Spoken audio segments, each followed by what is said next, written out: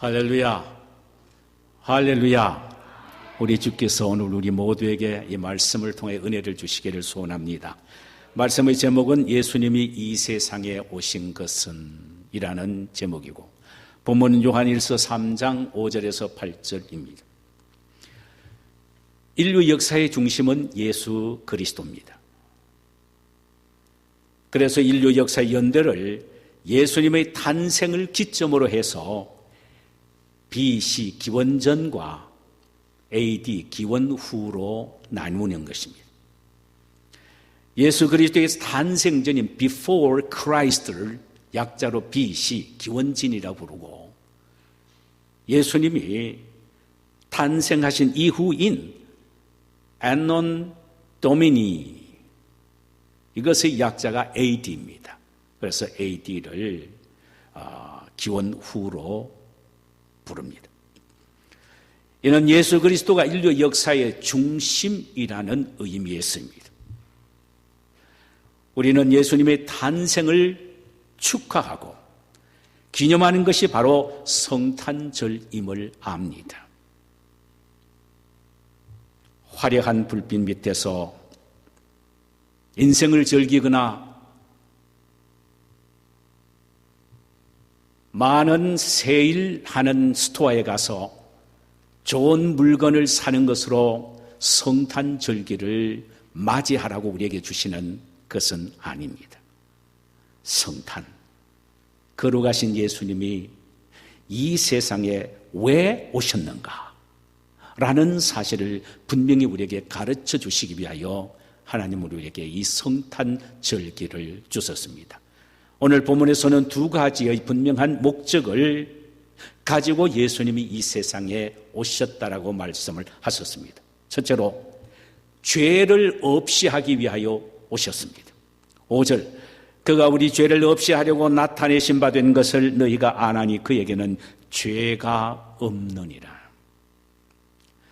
그가 이 세상에 오신 것은 우리의 죄를 없이 하기 위해서라고 말씀합니다. 여기 죄를 없이 한다는 말은 헬라 말로 아이로입니다. 이는 지우개로 말끔하게 지워버리다라는 의미입니다. 예수님은 우리의 모든 죄를 말끔히 지우시기 위하여 이 세상에 오셨습니다. 그렇다면 우리는 이런 질문을 해야 됩니다. 과연 인간은 죄인인가? 라는 질문입니다. 과연 인간은 죄인인가? 기원전 360년경 중국 사상가 맹자는 인간은 태어날 때부터 선하다라는 학설인 선성설을 주장을 했습니다. 여러분 동의하십니까? 기원전 260년경 순자는 인간은 태어날 때부터 악하다라는 성악설을 주장했습니다. 여러분 어느 쪽을 택하실 것 같습니까? 그렇다면 하나님의 말씀인 성경에서는 도대체 인간을 뭐라고 규정을 하고 있습니까? 한마디로 인간은 죄인이라는 것입니다. 인간은 죄인이다. 죄 가운데서 태어났기 때문에 죄인이고, 죄를 물 마시듯 하면서 마시면서 지으면서 살아가고 있기에 죄인이란 말씀입니다. 다윗은 시편 51편 5절에서 이렇게 고백을 합니다. 내가 죄악 중에 출생하였으며 모친이 죄 중에서 나를 잉태하였나이다. 내가 죄의 본성을 갖고 죄인의 신분으로 이 세상에 태어났으며 나의 어머니 역시 죄의 상태에서 나를 잉태하고 낳았다라는 것입니다. 다시 말씀드리면 아담의 원죄와 조상으로부터 물려받은 죄들을 고스란히 안고 내가 출생했다라는 의미입니다. 사도 바울 선생은 로마서 3장 10절에서 이렇게 말합니다. 기록된 바 의인은 없나니 하나도 없도다. 깨닫는 자도 없고 하나님을 찾는 자도 없고 다 치우쳐 함께 무익하게 되고 선을 행하는 자는 없나니 하나도 없다. 이 세상에 어느 누구도 의인인 사람은 없다라는 것입니다. 하나도 없다. 하나님에 대한 진리를 깨닫는 자도 없고 하나님을 찾는 자도 없고 선을 행할 줄 아는 능력을 가진 사람도 하나도 없다라는 말입니다. 이 구절을 근거로 해서 신학자들은 인간의 전적 타락이니 인간의 전적인 부패라는 신학의 이론을 세우기도 했습니다. 인간은 전적으로 타락하고 부패하여 자기 스스로 자신을 구제할 수 없는 구제불능의 존재라는 것입니다. 인간이 할 수 있는 것은 밥 먹듯 죄를 짓는 것 외에 물 마시듯 죄를 마시는 것 외에는 없다는 것입니다. 자, 여기에 대해서 사도 바울은 로마서 3장 13절에서 18절에서 아주 시네마스코프 총 1000년색을 칠하듯 원색적으로 말하고 있습니다. 들어보실래요? 그들의 목구멍은 열린 무덤이요, 그 혀로는 속입을 일삼으며 입술에는 독사의 독이 있고 그 입에는 저주와 악독이 가득하고 그 발은 피 흘린 데 빠른지라 파멸과 고생의 그 길에 있어 평강의 길을 알지 못하였고 그들의 눈앞에 하나님을 두려워함이 없느니라 함과 같으니라. 야, 이게 보세요. 어느 한 면 아름다운 면이 있습니까? 목구멍, 혀, 입술. 그 입술에는 독사의 독이 있어서 그저 입에는 저주와 악독이 가득하다, 그것뿐입니까? 자, 보셔야 돼요. 발은 피 흘린 데 빠른지라 사람을 해치는 데 빨리 뛰어가는 발이다 이 말이죠. 파멸과 고생이 그 길에서 평강의 길을 알지 못하고 그의 눈은 보세요, 그들의 눈앞에 하나님을 두려워함이 없느니라. 안하무인이 아니고 안상무신입니다. 눈 위에 하나님도 없는 거예요. 이것이 타락된 인간의 모습입니다. 희망이 없는 거예요. 인간이 할 수 있는 것은 딱 하나밖에 없습니다.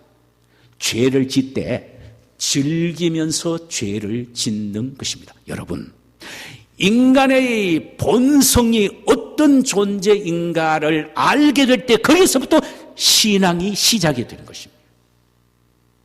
오늘날 사람들이 죄를 싫어하는 게 뭔지 압니까? 죄라는 말입니다. 죄를 듣기 싫어하는 말이 뭡니까? 죄인이라는 말입니다. 세상 사람들이 다 그렇게 살고 이 세상에 돌아가는 형태가 다 그런데 평범한 일상인데 그게 뭐 죄냐 이렇게 봅니다. 그렇게 살아야만 인생이 사는 거고 인생에 즐거움이 있고 이 각박하고 혼탁하고 어려운 세상에 그 정도의 엔조이를 하며 살아야 인생을 즐겁게 살지 않느냐라고 죄가 아니고 당연지사한 것으로 생각합니다.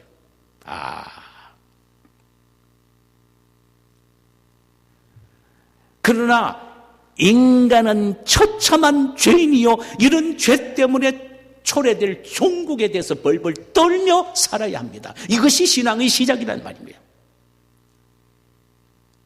예레미야서 17장 9절에 보니까 죄로 파괴된 인격에 대해서 이렇게 말합니다. 만물보다 거짓되고 심히 부패한 것은 마음이라 누가 능히 이를 알리요. 여러분, 만물보다 거짓되고 심히 부패한 것이 인간의 마음이라.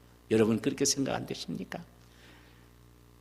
저는 느낄 때마다 느끼면서 사는 것이 뭐냐?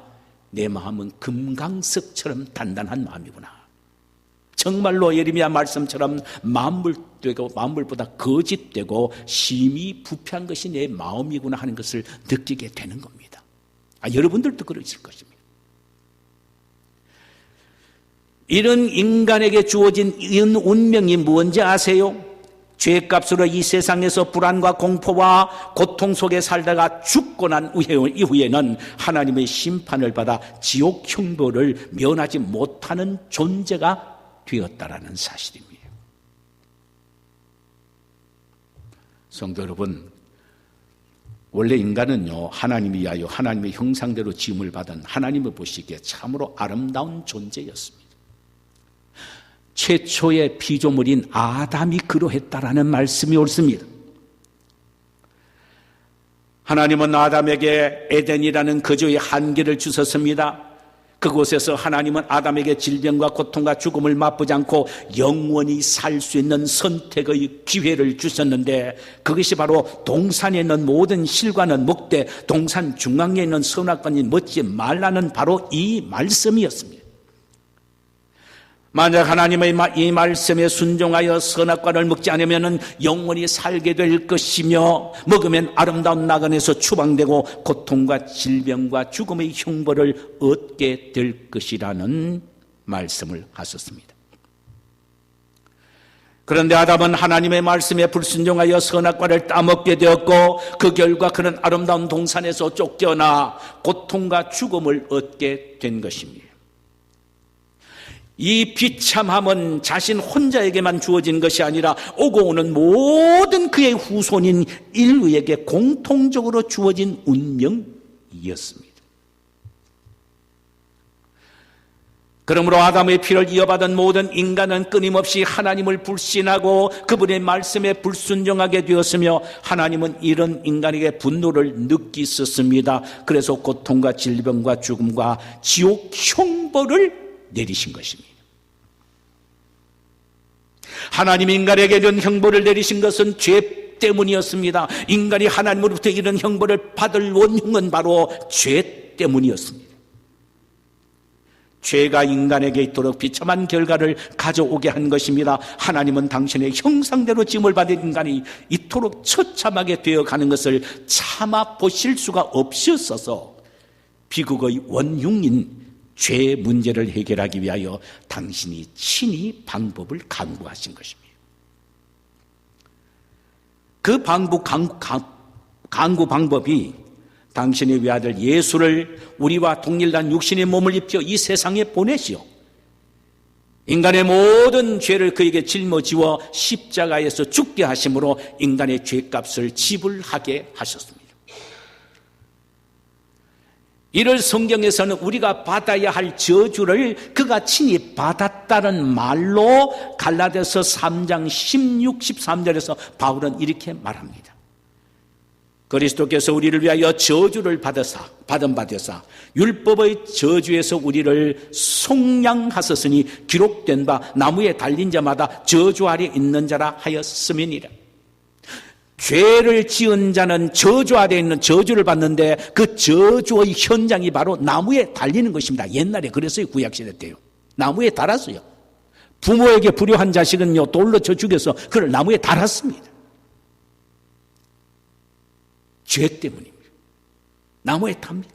예수가 바로 우리가 우리 죄 때문에 나무에 달려 저주받아야 될 것을 당신이 나무에 달려 우리 대신 저주를 받는데, 그 나무가 바로 십자가란 말이죠.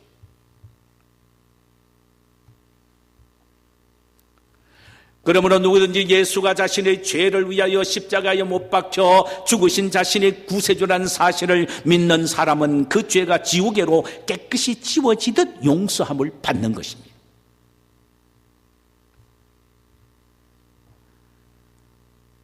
그래서 하나님과 원수 관계했던 인간은 하나님과의 부자 관계로 회복이 되었고 영원한 천국을 유업으로 상속받게 된 것입니다. 이런 엄청난 축복을 우리에게 주시기 위하여 하나님은 당신의 아들 예수를 육신의 몸을 입혀서 이 세상에 성탄, 이 세상에 탄생하게 하셨습니다.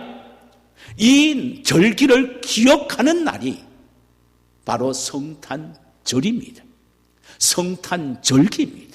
우리는 주님이 죄를 없이 하기 위하여 이 세상에 육신의 몸을 입고 오신 날이 성탄이라는 사실을 의식하며, 내 죄가 몽땅 다 용서함을 받았다는 사실을 확신하며 이 절기를 맞이해야 될 줄 믿습니다. 두 번째로, 예수님이 이 세상에 오신 또 하나의 목적은 마귀의 일을 멸하시기 위해서입니다. 요한 1서 3장 8절입니다. 죄를 짓는 자는 마귀에게 속하였나니 마귀는 처음부터 범죄함이라 하나님의 아들이 나타나신 것은 마귀의 일을 멸하려 하심이라. 죄는 누구에게 속했느냐? 마귀에게 속해 있습니다. 잘 들으세요. 그렇다면 오늘날 우리가 죄를 짓는 것은 뭐냐? 마귀에게 속해 있기 때문입니다. 물론 구원받은 하나님의 자녀들은 하나님에게 속해져 있죠. 근데 왜 죄를 짓습니까? 마귀의 유혹을 받아서 죄를 짓는 겁니다. 그러나 예수 믿지 않는 사람들은 어떤 사람들입니까? 온전히 마귀에게 속해 있기 때문에 죄를 물 마시듯 하면서 죄를 죄인 걸 모르는 것입니다. 이게 바로 죄에 속한 자의 모습입니다. 속했다는 말은 죄의 종이 되었다 이 말이에요. 꼼짝달싹하지 못하도록 마귀의 종이 되었다. 누가? 죄 짓는 자가. 이렇게 말합니다. 마귀는 원래는 무관의 천사장 루시퍼의 병사들이었습니다. 그러나 루시퍼가 그만하여 하나님을 대적하다가 추방당해 사단이 된 것입니다. 그때 그 졸개들이 함께 따라왔는데 이것이 바로 마귀입니다. 그래서 여러분, 사탄과 마귀는 다릅니다. 사탄은 딱 하나밖에 없습니다. 고봉 정부국 사령관입니다. 루시퍼지요. 그래서 영어에 봐도 The Satan이라고 나오는데 Satans 다 S 안 붙입니다. 그런데 마귀는 Demons S 붙입니다. 마귀는 뭐냐? 전부 그 루시퍼의 졸개들, 사탄의 졸개들이 바로 마귀입니다. 그 밑에 있는 것들이 귀신이라고도 이야기하죠.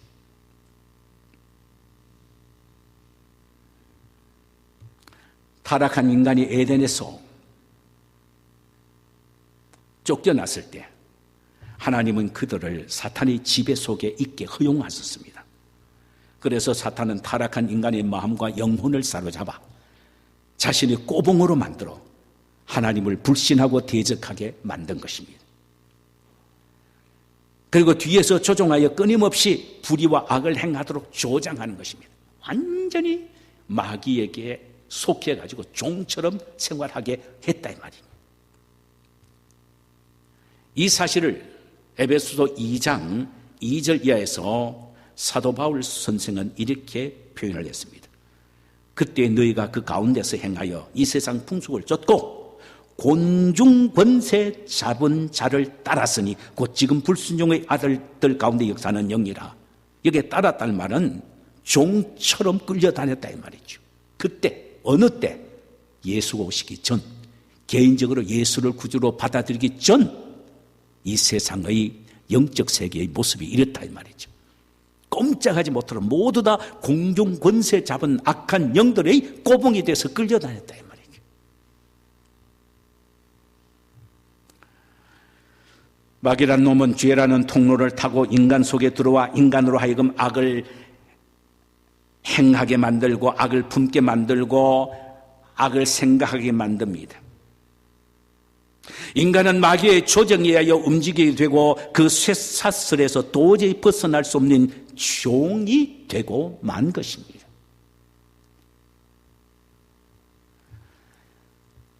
자, 그렇다면 마귀가 인간에게 하는 아주 구체적인 게 무엇입니까? 우리가 이걸 알아야 됩니다. 우리 삶 속에 우리 존재 가운데 항상 따라다니면서 우리를 미혹하고 넘어뜨리는 그런 부분입니다. 첫째로 마귀는요, 축복의 문을 닫아버립니다. 요한복음 10장 10절에 보니까 도적이 오는 것을 도적질하고 죽이고 멸망시키는 것뿐이요 내가 온 것은 양으로 생명을 얻게 하고 더 풍성히 얻게 하려 함이니. 여기에 도적이라는 말은 사탄을 말합니다. 사탄은 인간에게 축복은 커녕 도적질하고 죽이고 멸망시키는 일을 하는 도적입니다. 그러나 우리 주님 예수님은 이 세상에 오셔서 우리에게 생명을 주시되 더 풍성하게 주신 것입니다. 이 축복의 문을 사탄이 닫아버린 것을 주님이 활짝 여셨습니다. 오늘날에도 말입니다. 여러분 잘 아셔야 됩니다. 오늘날에도 하나님의 말씀에 순종하고 하나님의 말씀을 믿고 살아가는 것은 주님께서 복 주시기 위하여 축복의 문을 열어 놓으셨는데 우리 인간은 우리의 귀를, 우리의 눈을 막고 멀게 해서 축복의 문을 열지 못하도록 닫아버리는 일을 한다 이 말이죠. 그래서 어떤 사람은 신앙생활하면서 복을 잘 받는데 어떤 사람은 그러지 못한 사람이 있습니다. 왜 그러냐? 그에게는 믿음과 순종이 없어서 사탄이 축복의 문을 막아버리기 때문입니다. 온전히 오늘날에도 예수 그리스도만 의지하고 그분의 말씀에 순종하기만 하면은 축복의 문은 다시 활짝 열려주는 줄 믿습니다. 둘째, 사탄은 의심을 심어줍니다. 요한계시록 12장 9절에 보면은 큰 용이 내어 쫓기니 옛뱀 곧 마귀라고도 하고 사탄이라고도 하는 온 천하를 꿰는 자라, 온 천하를 꿰는 자라, 땅으로 내어 쫓기니 그의 사자들도 저와 함께 내어 쫓기리라. 이게 사탄은 온 천하를 꿰는다 그랬어요. 온 천하를 꿰는다. 이는 의심하여 믿지 못하게 만든다는 것입니다. 마귀란 놈은 의심의 사자입니다. 그래서 끊임없이 하나님을 의심하게 하고 믿지 못하게 하며 그분의 말씀을 의심하게 하여 순종치 못하게 만듭니다. 여러분, 마귀가요 가장 그리스도인들을 쉽게 다룰 수 있는 방법이 뭔지 아세요? 의심입니다. 염려, 걱정, 의심입니다. 이거는요, 믿는 사람이든 믿지 않은 사람이든 관계하지 않습니다. 얼마나 초토화시키는지 모릅니다. 그래서 우리는 깨어서 정신을 차려야 한다는 것입니다. 어느 순간에 우리의 삶의 현장에 어떤 문제로, 어떤 사건으로 우리에게 의심하게 만들고 낙심좌절하게 만들지 모르기 때문에 우리는 영적으로 정신을 바짝 차려서 깨어서 기도하고 완전 무장을 해야 된다는 것입니다. 셋째, 죄를 짓도록 유혹하고 세상에 사로잡히게 합니다. 죄를 짓도록 유혹하고 세상에 사로잡히게 합니다. 요한일서 2장 15절과 16절에 보니까 이 세상이나 세상에 있는 것들을 사랑하지 말라. 누구든지 세상을 사랑하면 아버지의 사랑이 그 안에 있지 아니하니 이는 세상에 있는 모든 것이 육신의 정욕과 안목의 정욕과 이생의 자랑이니라. 다 아버지께로부터 온 것이 아니요 세상으로부터 온 것이라. 여기에 세상은 바로 마귀를 의미합니다. 마귀에게서 온 것입니다. 육신의 정욕과 안목의 정욕과 이생의 자랑은 다 아버지로부터 오는 것이 아니라 세상 마귀로부터 온 것. 그렇다면 사탄은요, 우리로 하여금 더 많이 갖게 충동하고 가진 것으로 자랑하고 만족하게 느낍니다. 만족하게 만듭니다. 뿐만 아니라 보는 것으로 만족하게 하며 더 보기를 원하게 만듭니다. 또한 이 세상의 명예와 쾌락과 즐거움 같은 것들 몽땅 다 자기 것으로 만들기를 원하는 욕망을 인간 속에 불어넣습니다. 여러분, 이건 생각해 보세요. 세상의 명예와 즐거움을 싫어할 사람 누가 있습니까? 다 좋아합니다. 그러나 이것을 끊임없이 추구하며 따라가게 만드는 것. 달콤하니까. 이게 마귀가 하는 것입니다. 그래서 마귀는 끊임없이 오늘날 또 우리로 하여금 눈으로 보고 소유하고 또 욕망을 충동시켜서 저 세상의 죄를 따라가게 만들고 세상의 미혹에 빠지도록 만들고 세상을 사랑하게 만들고 세상을 향하게 만드는 거예요. 이게 다 마귀의 혈책입니다. 우리는 늘 체크를 해봐야 한다. 지금 내가 어떻는가? 작년보다 내가 올해 주님을 더 사랑하는가? 아니야, 이거 손자 손녀 생기니까 더 내 눈이 손자 손녀에게 더 가네. 이건 문제입니다. 그래, 다 그런 거야. 그 과정이야. 가는 거야. 그 지나가는 과정에 내가 그럼 세상 떠나면 어떡할 겁니까? 그래서 깨어서 정신을 차려라 그런 거예요. 어느 한순간 주님에 대한 사랑과 믿음 놓치면 안 돼요. 놓치면 안 돼요.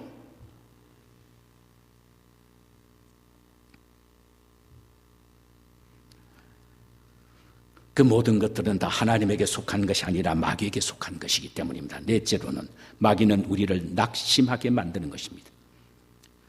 여러분, 마귀가 가장 쉽게 사람을 늘어뜨리는 방법은 낙심과 아까 염려라 그랬죠. 근심하고. 낙심 마찬가지입니다. 낙심이라는 말은 조금 다르게 표현하면 이렇습니다. 비전과 꿈과 사명을 빼앗기는 것이 바로 낙심입니다. 어떤 경우에도 비전과 꿈이 있으면 낙심하지 않습니다. 그런데 비전과 꿈이 빼앗길 때에 낙심하게 됩니다. 그러므로 우리는 어떤 경우에도 낙심하지 말아야 합니다. 그런데 사탄은 인간으로 하여금 낙심하게 만듭니다. 잘 되는 것도 잘 되지 않게 만들고 별 대수롭지 않는 것도 큰 문제처럼 내 앞에 다가오고 그래 되면은 낙심이 됩니다. 젊을 때는 모르지만 나이가 먹고 들어가면은요, 그걸 겪어나가기 힘들 경우가 많이 있잖아요. 그러면은 옛날보다 더 낙심이 된다 이 말입니다. 이 나이에, 이 늙은 나이에 이런 일이 나에게 있으면 어떡하느냐? 낙심이 됩니다. 그러나 낙심하지 말아야 합니다. 사도 바울은 이에 대하여 우리에게 따끔한 말 한마디를 합니다. 갈라디아서 6장 9절. 우리가 선행 행하되 낙심하지 말지니 피곤하지 아니하면 때가 이름에 거두리라. 때가 있으니까 낙심하지 마라. 하나님은 절대로 실수하는 하나님이 아니라, 실수하신 하나님이 아니다. 너의 때가 있는 거다. 그러니까 낙심은 금물이다. 낙심하게 되면 사탄의 올무에 걸려지는 게고 사탄의 꼬임에 빠져들어가게 되니까 낙심하지 말고 오히려 감사로 낙심을 묶으라고 말씀합니다. 다섯 번째, 사탄은 교회의 분열을 조장시킨 일을 합니다. 교회는 그리스도의 몸입니다. 여러분 이거 아세요? 교회를 분열시키는 것은 그리스도의 몸을 쪼개는 행위인 것입니다. 그래서 유명한 기독교 강요를 쓴 장로교의 거목인 요한 칼빈 선생의 교회론에 보면은 교회를 분열시키는 것은 사탄의 행위라고 했습니다. 그리고 그분은 조심하게 말하기를 아마 천국에 못 갈지도 모른다라고 말합니다. 왜? 교회는 그리스도의 몸이기 때문입니다. 그리스도의 몸을 쪼개는 것은 절대로 안 됩니다. 이것은 사탄이 하는 가장 사악한 행위인 것입니다. 그래서 바울은 고린도전서 1장 11절에서 교회의 분열은 사탄의 행위임을 이렇게 강력하게 경고합니다. 내 형제들아, 근로의 지편으로 너희에 대한 말이 내게 들리니 곧 너희 가운데 분쟁이 있다는 것이라. 내가 이것을 말하거니와 너희가 각각 이르되 나는 바울에게, 나는 아볼로에게, 나는 게바에게, 나는 그리스도에게 속한 자라 한다는 것이니 그리스도께서 어찌 나뉘었느냐? 바울이 너희를 위하여 십자가에 못 박혔으며 바울의 이름으로 너희가 세례를 받았느냐? 무슨 말입니까? 교회의 분열의 주체는 목사와 장로라는 것입니다. 목사와 장로가 교회의 분열의 배거리의 두목이라는 것입니다. 그래서 고린도 교회 뭐라 그럽니까? 나는 바울 편이다. 나는 아볼로 편이다. 나는 베드로 편이다. 게바 편이다. 교회 사도들과 장로들을 중심으로 해서 그들을 중심으로 해서 똘똘 뭉쳐가지고 패거리가 돼가지고 교회를 분열시키는 거예요. 이게 고린도 교회의 모습이에요.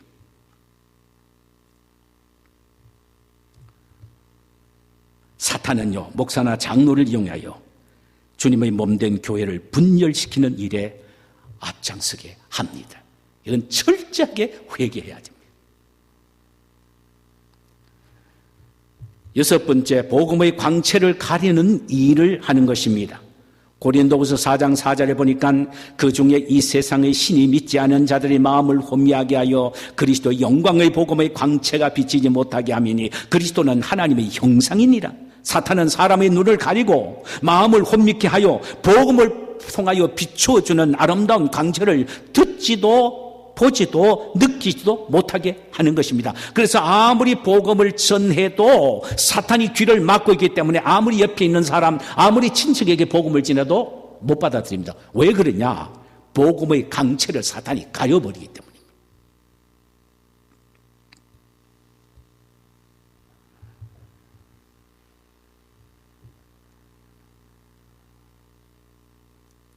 일곱 번째는요, 광명한 천사로 가장하여 사람을 유혹하는 것입니다. 여러분, 이거 참 힘든 부분입니다. 고린도 후서 11장 14절에 보니까 이것은 이상한 일이 아니라 사탄도 자기를 광명한 천사로 가정하나니. 여러분, 사탄이 10뿔 달린 짐승으로 접근하면 어떻겠습니까? 사탄아 물러가라고 막 고함을 질러가면서 이야기합니다. 그런데 야시 떠니 야들야들한 야시로 다가오면요, 이건 감당 못하는 거예요.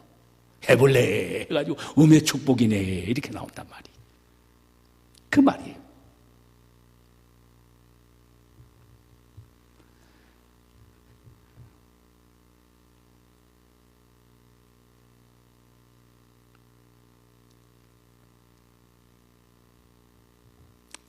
이렇게 볼 때 사탄이 지배하여 있는 인간에게는 어떤 희망도 소망도 없습니다. 절망이요 죽음뿐입니다. 하나님이 이토록 처참한 사탄의 결박 속에 있는 인간을 해방시켜 주시기 위하여, 자유를 주시기 위하여 당신의 외아들 예수를 이 세상에 보내셨습니다. 이에 대하여 누가복음 4장 18절에서 예수님이 친히 이렇게 말씀하셨어요.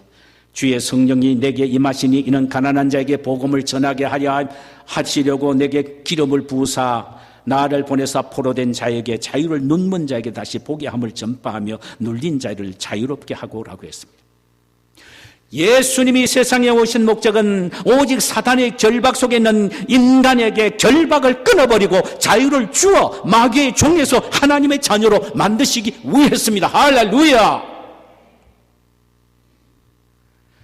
실로 예수님의 십자가의 죽음과 부활의 현장에 이런 일이 일어난 것입니다.